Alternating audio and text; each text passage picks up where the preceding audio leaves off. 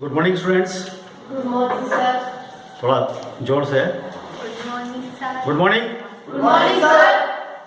आज हम एक नए सेशन में बात करेंगे आपकी इंग्लिश का, जो एक लैंग्वेज है इंग्लिश, जो कि इंटरनेशनल लैंग्वेज है, उसका जो पेपर है 10th में सबसे पहला पेपर आपका होने जा रहा है।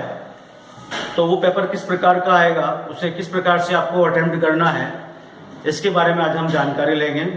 सबसे पहली चीज़ तो यह है, इसके अंदर 4 सेक्शंस आते हैं। Section A, section B, section C और सेक्शन डी। सेक्शन ए के अंदर ये देखिएगा 2 अनसीन पैसेज आपके आते हैं सेक्शन ए के अंदर 7 नंबर के। और सेक्शन बी जो है वो है राइटिंग सेक्शन है, जो कि 14 मार्क्स का है आपका। और सेक्शन सी ये आपका ग्रामर का है। और सेक्शन जो डी है ये आपका टेक्स्ट बुक से है।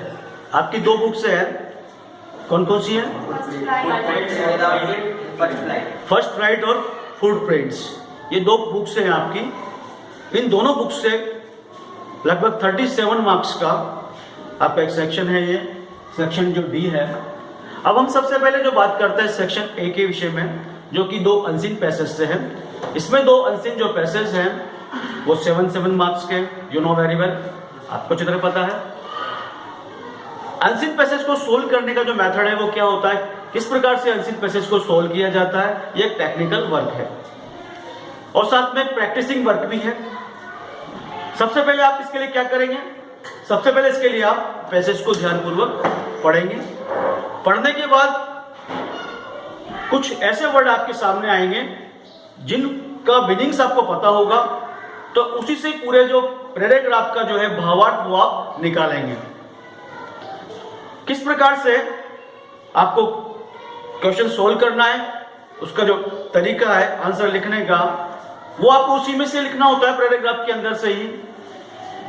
पैराग्राफ के अंदर से ही आप उसको सर्च करेंगे, क्वेश्चंस आप उसको पढ़ेंगे। पढ़ने के बाद आप ये देखेंगे कि जो वर्ड जो क्वेश्चन में आ रहा है, ये वर्ड पैसेज में किस जगह पे आ रहा है, आप अंडरलाइन करते जाएंगे।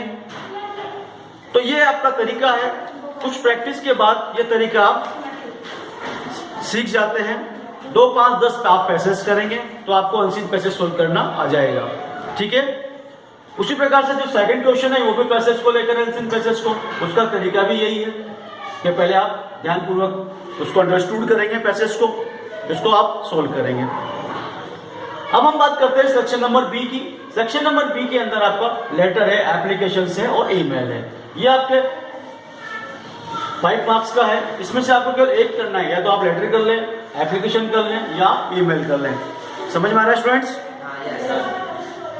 तो इस प्रकार से आपको इसमें कुछ पॉइंट्स दिए जाएंगे। उन पॉइंट्स की मदद से, उन पॉइंट्स की हेल्प से आपको ये पूरा लेटर ड्रा करना है। और उसी प्रकार से ये आपका एप्लीकेशन है और आपका ईमेल है। आप जिस भी मॉडल पेपर या पासबुक जिससे भी आप तैयारी कर रहे हैं, उसके अंदर फॉर्मेट्स दिए हुए हैं। उन फॉर्मेट्स को देखो, 2, 3, 4 बार उसको आप अच्छी तरह से समझो। उसके बाद उनका लिखने का आप अभ्यास करो, तो आप बहुत बेटर तरीके से परफॉर्म कर सकते हैं। अब हम बात करते हैं क्वेश्चन नंबर 4 की, जो कि पैराग्राफ से 60 वर्ड लिमिट इसकी 60 है। आपको कुछ लाइनिंग्स दी जाएंगी और उसके अंदर आपको कुछ मीनिंग्स दिए जाएंगे। उन आउटलाइंस की हेल्प से आपको 60 मार्क्स का जो वर्ड लिमिट है, एक पैराग्राफ आपको ड्रा करना है इसके अंदर। क्वेश्चन नंबर 5 जो है वो भी पैराग्राफ को लेकर है, लेकिन इसमें पैराग्राफ कुछ अलग नेचर का है। उसमें विजुअल है, आपको एक डायग्राम्स दिया जाएगा, जैसे एक पेड़ है, उस पर बारिश हो रही है। अब इस चीज को कंसिडर करते हुए आपको ये इमेजिन करना है कि ये किसके ऊपर हो सकता है, ये जो डायग्राम्स किस चीज के ऊपर है, फिर उसी को आपको उसको लिखना है। उस डायग्राम को देखते हुए आपको कुछ पैराग्राफ वो ड्रा करना है एग्जाम्स के अंदर।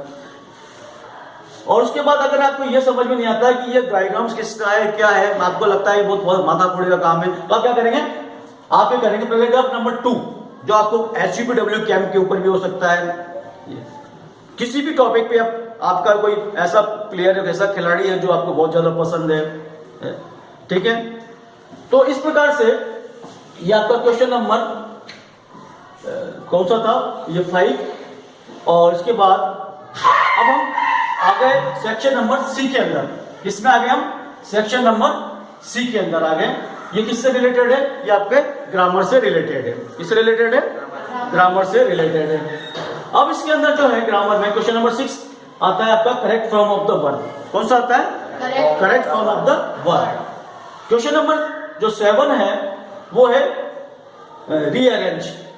पहले हम थोड़ा सा इसके बारे में समझ लेते हैं कि correct form of the verb क्या होती है। आपको एक सेंटेंस दिया जाएगा और लास्ट में एक कोष्टक दिया जाएगा, एक ब्रैकेट दिया जाएगा, जिसके अंदर क्या होगा?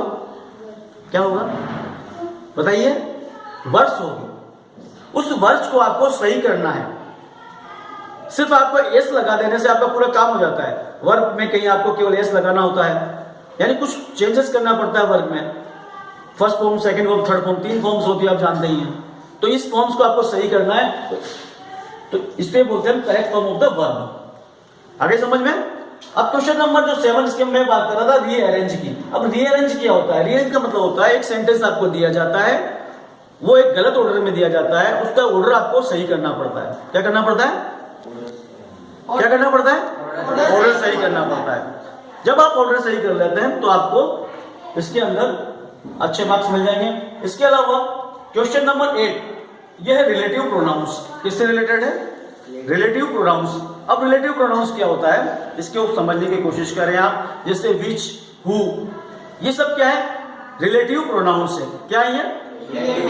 रिलेटिव प्रोनाउंस है। सेंटेंस को हु से जोड़ना, विच से जोड़ना, ये रिलेटिव प्रोनाउंस में है। आपकी ग्रामर की किताब में दे रखी एक्सरसाइज आप करेंगे तो आपको समझ में अच्छी तरह से आ जाएगा। ठीक है, अब हम बातचीत करते हैं किसके बारे में? क्वेश्चन नंबर 9 के बारे में, जो इनडायरेक्ट स्पीच है। इनडायरेक्ट स्पीच क्या होती है?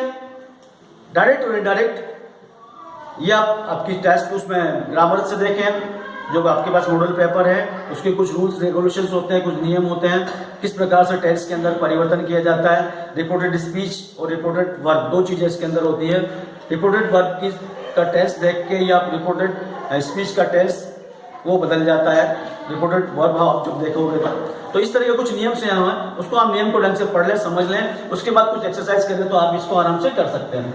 ठीक है स्टूडेंट्स, अब हम आगे बातचीत करते हैं क्वेश्चन नंबर 10 की, जो कि पैसिव वॉइस से है। पैसिव वॉइस क्या होता है? पैसिव वॉइस का मतलब होता है किसी भी वाक्य को अधिक सुंदर बनाने के लिए हम पैसिव वॉइस का प्रयोग करते हैं। जैसे आई ईट मैंगो, आई ईट मैंगो, इसमें आई क्या है? इसमें आई सब्जेक्ट है, मैंगो क्या है यहाँ पे? ऑब्जेक्ट्स।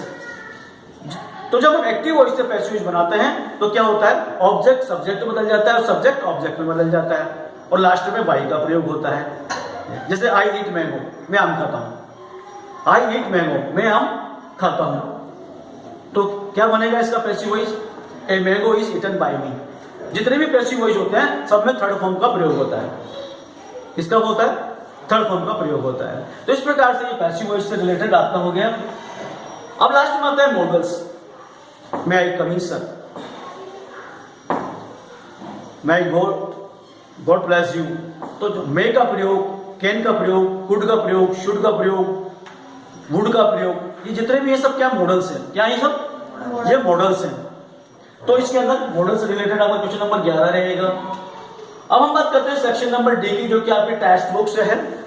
टेक्स्ट बुक्स 2 किताबें हैं, अभी आपने बताया, कौन कौन सी है?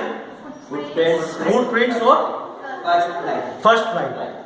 तो सबसे पहले जो क्वेश्चन आएंगे वो किसमें से आएंगे? फर्स्ट राइट में से। तो इसके लिए सबसे बेटर जो तरीका है मैं आपको बता दूं, सबसे अच्छा तरीका है, अगर आपने ढंग से इसको पढ़ा भी नहीं है, साल भर भी नहीं पढ़ा, क्लासेस आपने प्रॉपर अटेंड नहीं की हैं, तो भी कोई टेंशन लेने की जरूरत नहीं है। आप सबसे पहले हिंदी जो ट्रांसलेशन आपकी पासबुक में जो दे रखी है उसको ढंग से आप पढ़ लेंगे। कुल कितने लेसन है मिलाकर इसके अंदर? 11 प्रोज में, और उसके बाद पोइट्री में कितने हैं? टोटल इसके अंदर 22 लेसन है। कितने हैं? 22 लेसन है। फिर भी आप एक बार कंफर्म कर लेना। तो इस प्रकार से जो है पोइट्री और प्रोज, इसमें से आप जो इनका हिंदी ट्रांसलेशन पढ़ेंगे, सबसे पहले क्या पढ़ेंगे? हिंदी ट्रांसलेशन। और हिंदी ट्रांसलेशन के बाद फिर आप क्या करेंगे, फिर उनके क्वेश्चन आंसर को पढ़ेंगे। जब आप उनके क्वेश्चन आंसर को पढ़ेंगे तो टोटली चीज आपके सामने क्लियर हो जाएगी।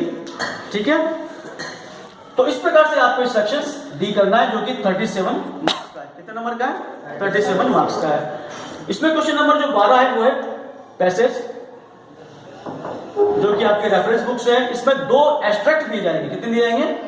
2 एब्स्ट्रैक्ट आपको दिए जाएंगे। और क्वेश्चन नंबर 12 और क्वेश्चन नंबर 13, जो क्वेश्चन नंबर जो 13 है ये डिफरेंट लेसन से इसमें एब्स्ट्रैक्ट आ रहा है, जो कि 4 नंबर का है ये, और क्वेश्चन नंबर 12 भी 4 नंबर का है।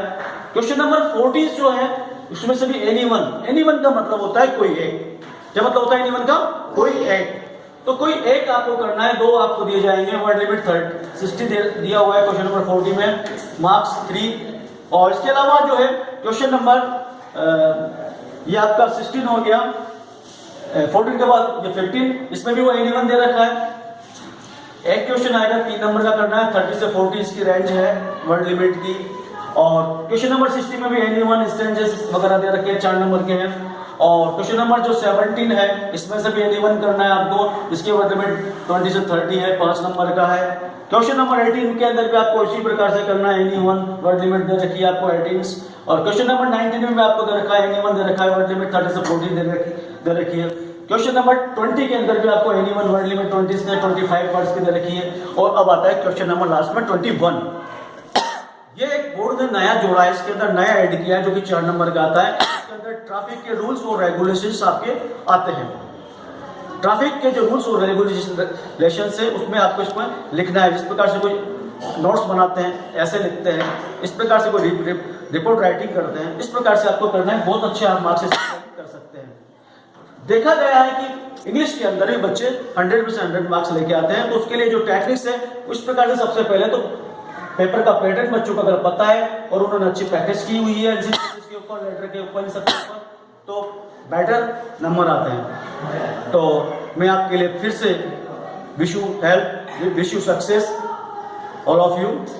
Thank you.